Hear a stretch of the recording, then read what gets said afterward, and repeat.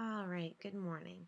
So I'm going to try to explain how I achieved getting rid of all of this lovely color cast, as well as and getting rid of the lovely purple fringe as well that you can sometimes get around your subjects.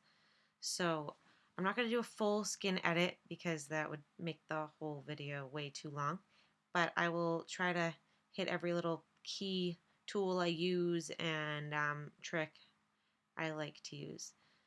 So basically, I'm going to start with showing you how to eliminate colors or change them to the color you want using the hue saturation. I click hue saturation, then I will go to the change master to a color that that I want to change. So I'm going to get rid of my yellows, or not get rid of them, but change them. I click yellow, bring the saturation up all the way so I can see what it's selecting. And it's selecting a lot. I don't need to change all of that. I kind of want to pinpoint it a little more. So I will bring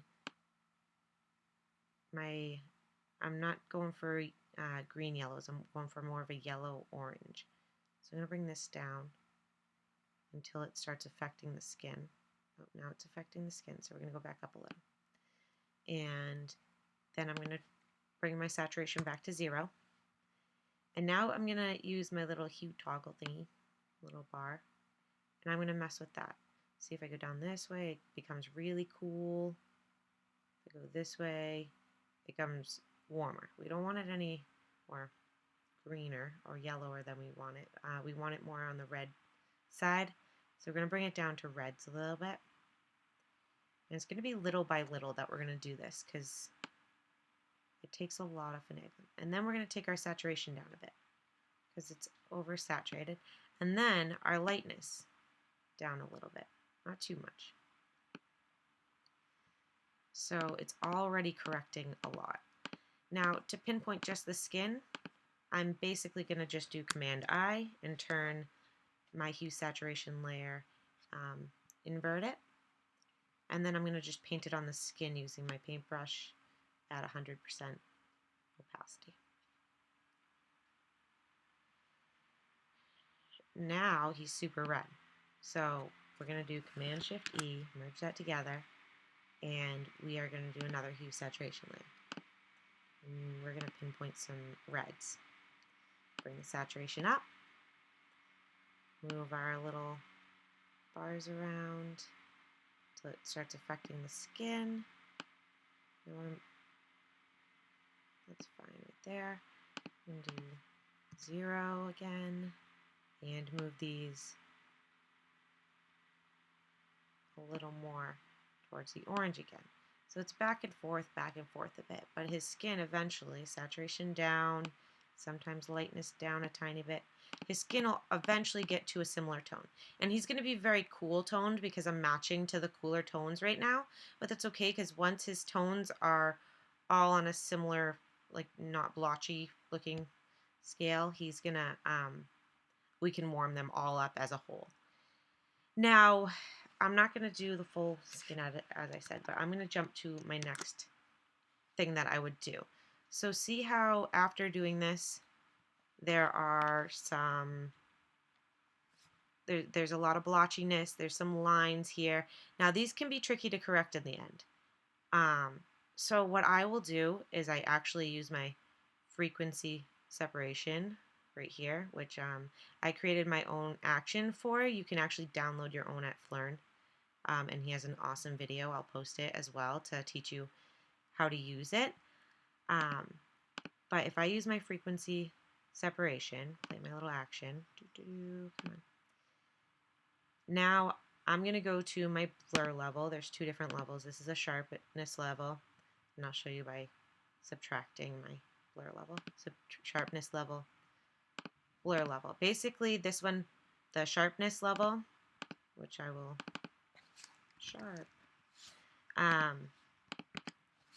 Blur. The sharpness level holds all the texture, and the blur level holds all the color. So we want to smooth out the color. And that's how I accidentally erased his nipples as well. So you got to be careful a little bit because his nipples aren't very prominent to begin with. So we're going to go to the lasso tool. We're going to select an area that's blotchy. Obviously, I'd want to clean up this yellow better. Maybe I'm going to show you right here where it is a little more clean. And we're going to select in little pieces, and we are going to do Gaussian blur. I made a little shortcut for my Gaussian blur, which helps out with my frequency separation, which was advised by the guy at Flern. And I'm going to set mine, this is set really high. You don't really necessarily, just until it kind of smooths it out a bit. I mean, I'm just going to show you so you can see.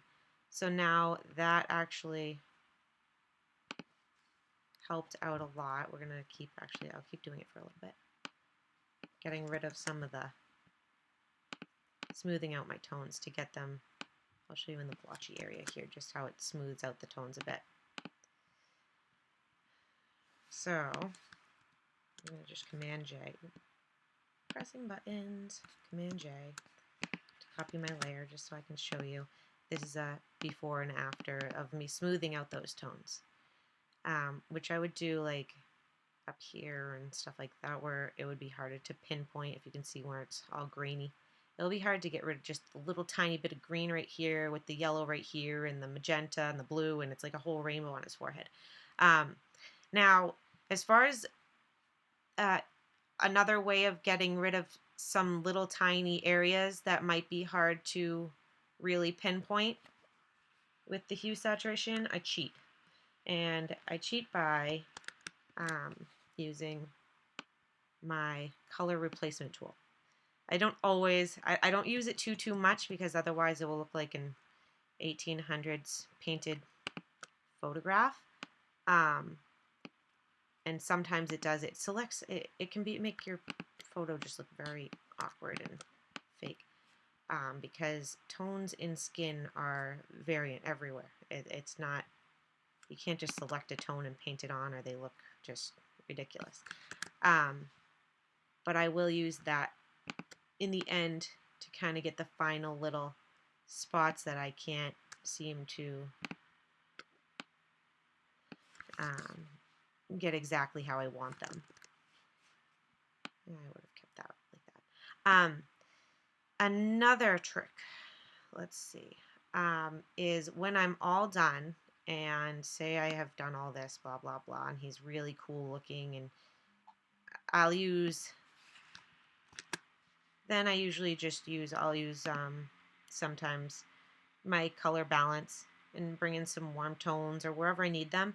I also use color balance to bring red back into the cheeks. Oftentimes through doing all this, your cheeks become very, they become the same tone as the face, and you will find that they look very sickly.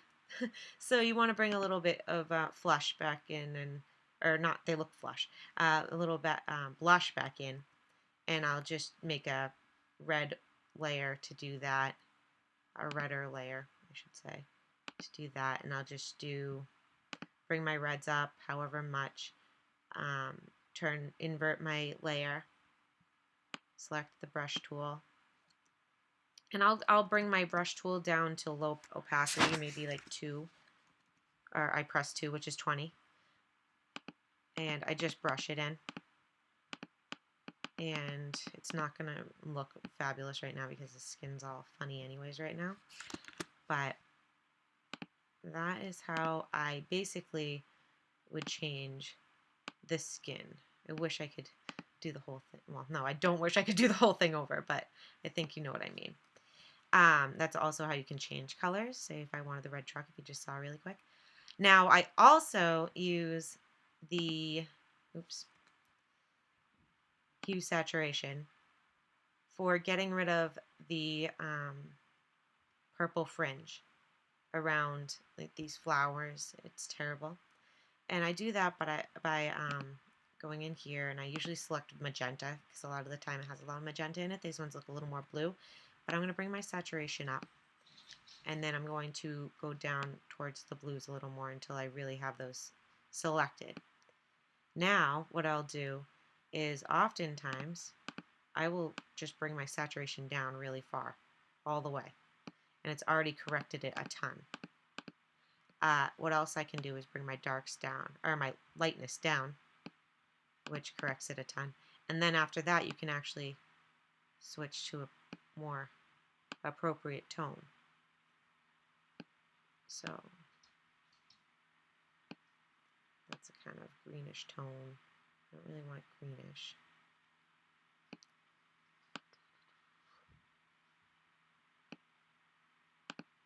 And it helps a bunch.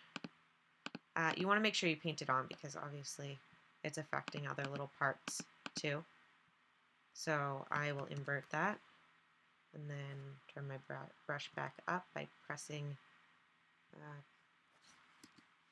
0. Should bring it to 100, but none of my little tricks of the trade want to work today. And I'll brush it on. It's still not perfect. There's a lot of blue in there, but I can adjust that as well later. Let's see, maybe if I bring my...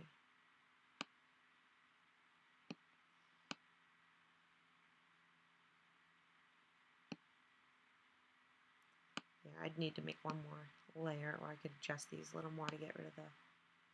There we go. That looks a lot better. So I eliminated all that purple fringe. All right, I think I went over mostly all the stuff that I did to achieve the final look. Of course, there is actually one more thing. I almost forgot. My final thing that I do to give the creamy tones is I will oftentimes make a fill layer. So I'll go up to layer, new fill layer, and I actually have an action that I've created for it, but I just do new fill layer, solid color, change the blending mode to, where is it, overlay, bring the opacity down. It'll probably need to be adjusted afterwards anyhow, but I'm going to bring it down to like 12 right now. You don't want it very strong. And then I will select in my orangey yellow ranges up here to get a creamy tone. And that just adds a little bit of creaminess to the photo. I'll either paint it on just my subject or I'll leave it on the whole photo depending on what I'm going for. And that is about it. I hope that's helpful. I know this picture doesn't look like this one quite yet, but I have my blur video up as well, and I'm going to also post some of my favorite Flern videos, which is where I learn half of my tricks. I love